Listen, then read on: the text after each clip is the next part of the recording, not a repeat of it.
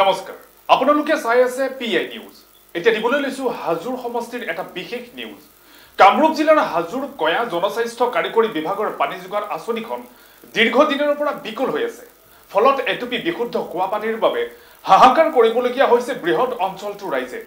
পূৰ্বে আঁচনিখন কাৰ্যক্ষম কৰিবৰ বাবে বিভাগীয় কৰ্তৃপক্ষক বহুবাৰ আবেদন জনোৱা হৈছিল যদিও কোনো গুৰুত্ব দিয়া নাছিল আৰু এই বাতৰি সম্প্ৰচাৰ হৈছিল একমাত্ৰ পিআই নিউজত পিআই নিউজত বাতৰি সম্প্ৰচাৰ হোৱাৰ পিছতেই এই কেন্দ্ৰটো মেৰামতি কৰিবলৈ ওলাই আহিল বিভাগীয় কৰ্তৃপক্ষ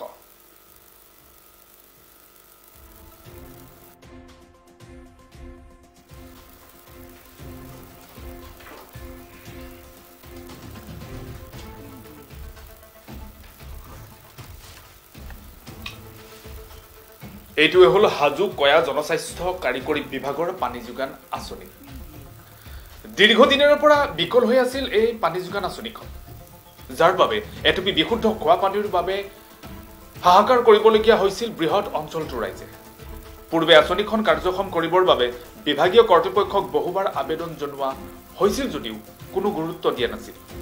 এই বাতৰি সম্প্ৰচাৰ হৈছিল পিআই নিউজত বাতৰি প্ৰচাৰ হোৱাৰ পিছতে বিভাগটোৱে কেন্দ্ৰটো মেৰামতি কৰিবলৈ আগবাঢ়ি আহিল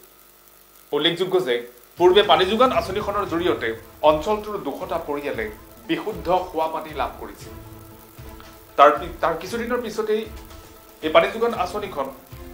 বিধ্বস্ত ৰূপ লয় যাৰ ফলত বৃহৎ অঞ্চলটোৰ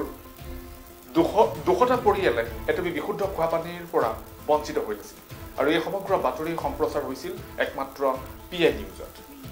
নিউজত বাতৰি সম্প্ৰচাৰ হোৱাৰ পিছতেই জনস্বাস্থ্য কাৰিকৰী বিভাগৰ লোকে মেৰামতি কৰিবলৈ লৈছে এই পানী যোগান কেন্দ্ৰটো চাওক এই সমূহ দৃশ্য কামৰূপ জিলাৰ হাজোৰ কয়া জনস্বাস্থ্য কাৰিকৰী বিভাগৰ পানী যোগান আঁচনি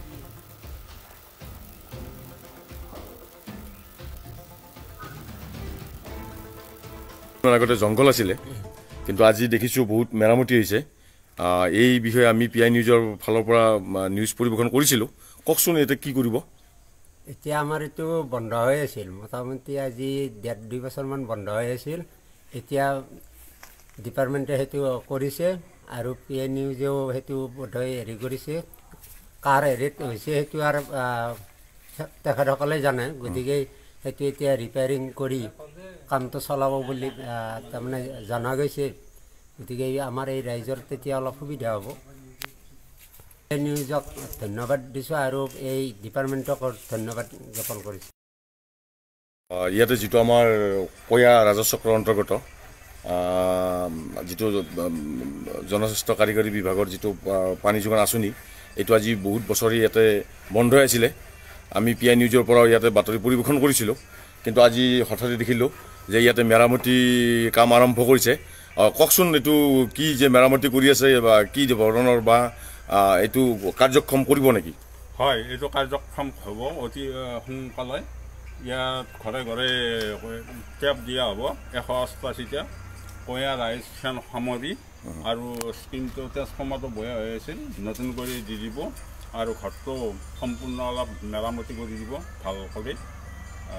ইয়াত ৰাইজে বহুত সুবিধা হ'ব ঘৰে ঘৰে আজিকালি টেপ দিব তাৰ পাছতে আৰম্ভ হৈছিল মাজতে এটা ট্ৰান্সফৰ্মাৰটো বয়া হোৱাৰ কাৰণে ধৰক 1.5 বছৰমান বয়া হৈ আছিল এতিয়া নিউজৰ হেঁচাতেই হওক ৰাইজৰ হেঁচাতেই হওক আমাৰ ডিপাৰ্টমেণ্টে অতি সোনকালে কামখিনি কৰি দিবলৈ আগবাঢ়িছে এতিয়া বৰ্তমান কামটো ৰিপেয়াৰিং কৰি আছে বেছি দিন নালাগে এমাহৰ ভিতৰতে ৰাইজে পানী পাব আগতো ৰাইজে বহুত সুবিধা পাইছিল আজি 1.5 বছৰমান ৰাইজে অলপ অসুবিধাত ভুগিছে সেইকাৰণে ডিপাৰ্টমেণ্টে ঘৰে ঘৰে টেপ কানেকশ্যন কৰি দিবলৈ ওলাইছে আৰু ঘৰটো ৰিপেয়াৰিং কৰি সম্পূৰ্ণ ৰিপেয়াৰিং কৰি দিব লগতে ডিপাৰ্টমেণ্টৰ লগতে ৰাইজে পিআই নিউজকো ধন্যবাদ জনাইছে ইয়াতে যেটো আমাৰ